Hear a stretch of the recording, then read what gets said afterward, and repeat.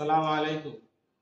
এমপিভুক্ত শিক্ষা প্রতিষ্ঠান 20% বাড়ি ভাড়া ও 1500 টাকা চিকিৎসা ভাতার দাবিতে সকল শিক্ষক কর্মচারী সহ ছাত্রদেরও অংশগ্রহণ করা উচিত।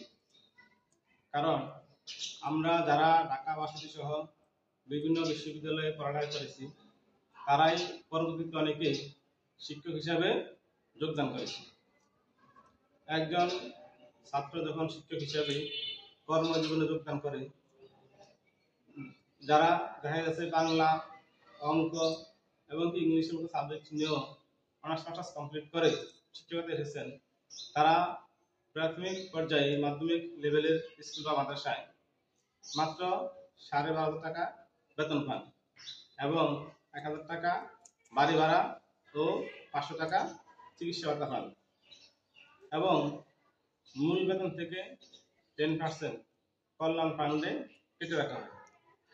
তাই এই সামান্য টাকা দিয়ে সংসার চালানো অনেক শিক্ষকের জন্য কষ্টকর হয়ে পড়ে। তাই আপনারাও পরবর্তীতে শিক্ষকতা জীবনে যোগদান করে এর সুফল ভোগ করতে পারবেন।